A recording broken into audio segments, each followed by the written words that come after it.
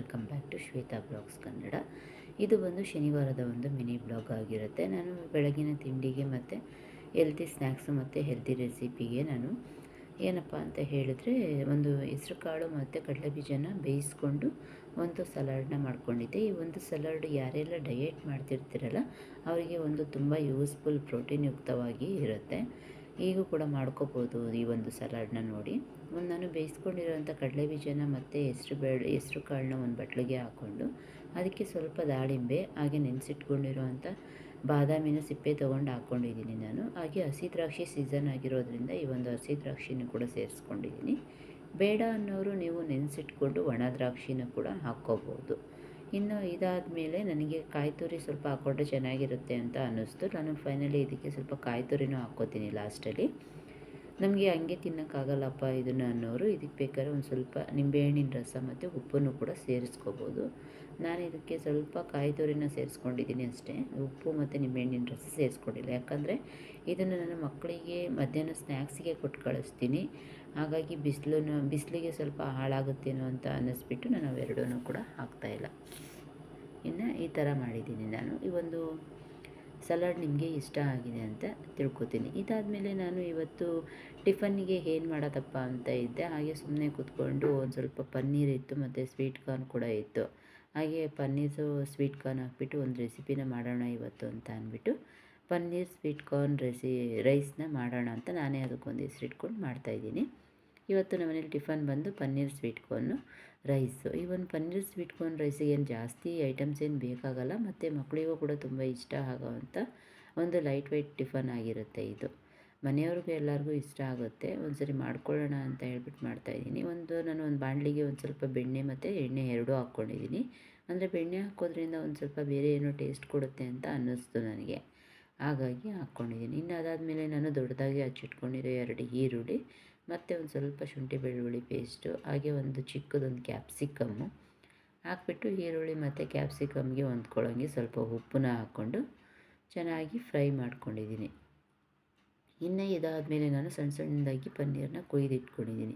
ಇದೇನು gold colour ಬಂದಾದಮೇಲೆ ಪನ್ನೀರನ್ನು ಕೂಡ ಇದರೊಂದಿಗೆ ಸೇರಿಸ್ಕೊಂಡು ಅದನ್ನು ಕೂಡ ಒಂದು 2 ನಿಮಿಷ ಚೆನ್ನಾಗಿ ಫ್ರೈ ಮಾಡ್ಕೊತೀನಿ.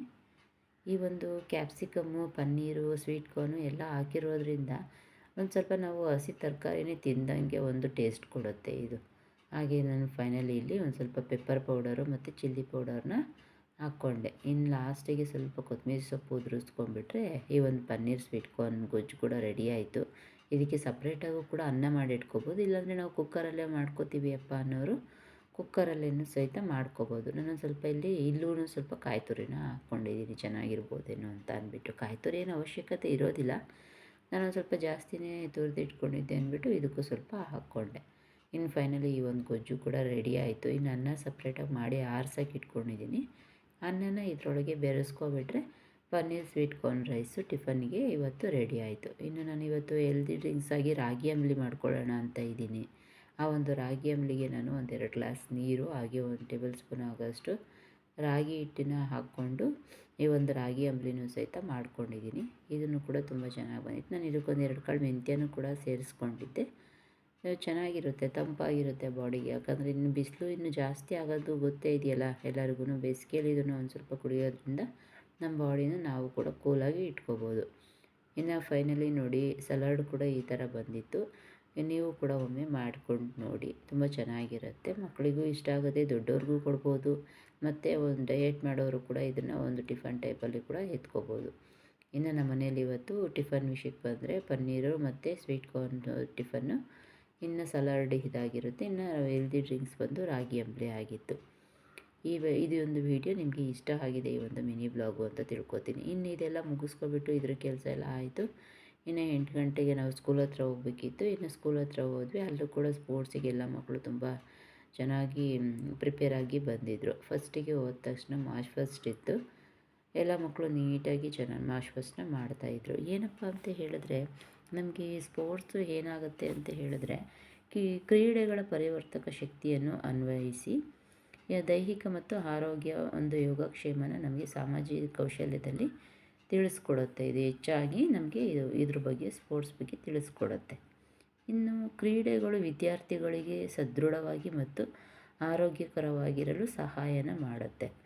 ನಮ್ಮ ಸ್ಕೂಲಲ್ಲಿ ನಾವು ಯಾವುದೇ ಒಂದು ಕ್ರೀಡೆನ ಮಾಡಿದ್ರೆ ವಿದ್ಯಾರ್ಥಿಗಳಲ್ಲಿ ಸದೃಢವಾಗಿ ಮತ್ತು ಆರೋಗ್ಯಕರವಾಗಿರಲು ಈ ಒಂದು ಸ್ಪೋರ್ಟ್ಸು ಎಲ್ಲ ಮಕ್ಕಳಿಗೂ ಎಲ್ಪ್ ಮಾಡುತ್ತೆ.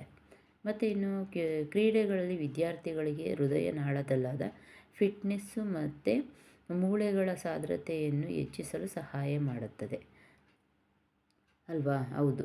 ಅದಕ್ಕಾಗಿ ಸ್ಕೂಲಲ್ಲಿ ಮಕ್ಕಳಿಗೆ ಒಂದು 8 ಪೀರಿಯಡ್ ಏನಿರುತ್ತಲ್ಲ ಅದರಲ್ಲಿ ಒಂದು 40 ಮಿನಿಟ್ಸು ಒಂದು PE ಪೀರಿಯಡ್ ಅಂತಲೇ ಇಟ್ಟಿರ್ತಾರೆ. ತುಂಬ ಒಳ್ಳೆಯದದು ಮಕ್ಕಳಿಗೆ ಹಾಗೆ ಮಾಡೋದರಿಂದ. ಇನ್ನು ಮುಂದೆ ಬಂದರೆ ನಾವು ಸ್ವಲ್ಪ ಹೊತ್ತು ಡೈಲಿ ಆಟಾಡೋಕ್ಕೆ ಒಂದು 30 ನಿಮಿಷನಾದ್ರೂ ಬಿಡಬೇಕು ಪೇರೆಂಟ್ಸು ಅಂತ ಅಂದ್ಕೊಳ್ಳೋಣ. ಬಿಡೋಣ, ಆಡಲಿ ಮಕ್ಕಳು ಅಲ್ವಾ? ಓದೋದ್ರ ಜೊತೆ ಒಂದು ಆಟನೂ ಕೂಡ ಇದ್ದೇ ಇರಬೇಕು. ಇನ್ನು ಮುಂದೆ ಬರೋದಾದರೆ ಕ್ರೀಡೆಗಳು ಮತ್ತು ಆಟಗಳು ದೀರ್ಘಕಾಲದವರೆಗೆ ಶಿಕ್ಷಣ ಸಂಸ್ಥೆಯ ಅವಿಭಾಜ್ಯ ಅಂಗವಾಗಿರುತ್ತದೆ. ಇನ್ನು ದೈಹಿಕ ಮತ್ತು ಏನು ಅಂತ ಹೇಳಿದ್ರೆ ಮಾನಸಿಕವಾಗಿ ಮೆಮೊರಿ ಪವರ್ನ ಹೆಚ್ಚಿಸುತ್ತೆ. ಇದು ಶಿಕ್ಷಣದಲ್ಲಿ ಕಾರ್ಯನಿರ್ವಹಣೆಯನ್ನು ಸುಧಾರಿಸುತ್ತದೆ. ಇದು ಇನ್ನಿದಾದಮೇಲೆ ನೋಡಿ, ಎಲ್ಲ ಮಕ್ಕಳು ತುಂಬ ಚೆನ್ನಾಗಿ ಒಂದು ಏನು ಅಂತ ಹೇಳಿದ್ರೆ ಆ ಸ್ಪೋರ್ಟ್ಸಲ್ಲೇ ಅದನ್ನೊಂದು ಮ್ಯೂಸಿಕ್ ಹಾಕ್ಬಿಟ್ಟು ಏನು ಸ್ಪೋರ್ಟ್ಸ್ದೇ ಒಂದು ಮ್ಯೂಸಿಕ್ನ ಮಕ್ಕಳಿಗೆ ಫಿಸಿಕಲಿ ಆಗಿ ಒಂದು ಬಾಡಿ ಎಲ್ಲ ನೀಟಾಗಿ ಫಿಟ್ನೆಸ್ ಆಗಿರಲು ಅದನ್ನು ಕೂಡ ಒಂದು ಎಕ್ಸಸೈಸ್ ಟೈಪಲ್ಲಿ ಮಾಡಿಸ್ತಾಯಿದ್ರು. ಎಲ್ಲ ಸ್ಕೂಲಲ್ಲೂ ಇದೇ ಥರ ಒಂದು ಸ್ಪೋರ್ಟ್ಸ್ ಆ್ಯನ್ಯುವಲ್ ಸ್ಪೋರ್ಟ್ಸ್ ಇರೋ ಸ್ಕೂಲಿಗೆ ನಿಮ್ಮ ಮಕ್ಕಳನ್ನ ಸೇರಿಸಿ. ಯಾಕಂದರೆ ಎಜುಕೇಷನ್ ಒಂದೇ ಇಂಪಾರ್ಟೆಂಟ್ ಆಗಿರೋದಿಲ್ಲ, ಸ್ಪೋರ್ಟ್ಸಲ್ಲಿ ಕೂಡ ಮಕ್ಕಳು ಇರಲೇಬೇಕಾಗತ್ತೆ. ಪ್ರತಿಯೊಂದು ಸ್ಕೂಲಲ್ಲೂ ಇದ್ದೇ ಇರುತ್ತೆ. ಈ ಬೆಂಗಳೂರಲ್ಲಿ ಮಕ್ಕಳಿಗೆ ನಾವು ಆಟ ಆಡೋದು ಎಷ್ಟು ಇಂಪಾರ್ಟೆಂಟ್ ಆಗಿರುತ್ತೋ ಎಜುಕೇಷನ್ನು ಕೂಡ ಅಷ್ಟೇ ಇಂಪಾರ್ಟೆಂಟ್ ಆಗಿರುತ್ತೆ. ಈಗ ನೋಡ್ತಾ ಇದ್ದರೆ ನೋಡಿ, ಇದೇ ಮಕ್ಕಳು ಎಷ್ಟು ಚೆನ್ನಾಗಿ ಒಂದಕ್ಕಿಂತ ಒಂದು ಮಕ್ಕಳು ಎಲ್ಲ ಖುಷಿಯಿಂದನೇ ಪಾರ್ಟಿಸಿಪೇಟ್ ಮಾಡಿಬಿಟ್ಟು ಆಟ ಆಡ್ತಾಯಿದ್ದಾರೆ. ಈ ಒಂದು ವಿಡಿಯೋ ನಿಮಗೆ ಇಷ್ಟ ಆಗಿದರೆ ಪ್ಲೀಸ್ ನನ್ನ ಈ ಒಂದು ಚಾನಲ್ನ ಸಬ್ಸ್ಕ್ರೈಬ್ ಮಾಡ್ಕೊಂಡು ನೋಡಿ. ಇನ್ನೂ ಯಾರು ಸಬ್ಸ್ಕ್ರೈಬ್ ಮಾಡ್ಕೊಂಡಿಲ್ಲ ಅವರೆಲ್ಲ. ಹಾಗೆ ನಿಮಗೆ ಇಷ್ಟ ಆದರೆ ಒಂದು ಲೈಕ್ ಕೂಡ ಮಾಡಿ, ಹಾಗೆ ಒಂದು ಕಮೆಂಟ್ ಮಾಡಿ, ಶೇರ್ ಮಾಡಿ ಅಂತ ಕೇಳ್ಕೊತೀನಿ. ಇನ್ನು ನಾಳಿನ ಒಂದು ಮಿನಿ ಬ್ಲಾಗಲ್ಲಿ ಸಿಗೋಣ ಅಂತ ಹೇಳಿಬಿಟ್ಟು ಇವತ್ತಿನ ಮಿನಿ ಬ್ಲಾಗ್ ಇದಾಗಿರುತ್ತೆ. ಎಲ್ಲರಿಗೂ ಇಷ್ಟ ಆಗಿದೆ ಅಂತ ತಿಳ್ಕೊತೀನಿ. ಈ ದಿನ ಎಲ್ಲರಿಗೂ ಒಳ್ಳೆಯದಾಗಲಿ. ಹಾಗೆ ಧನ್ಯವಾದಗಳು.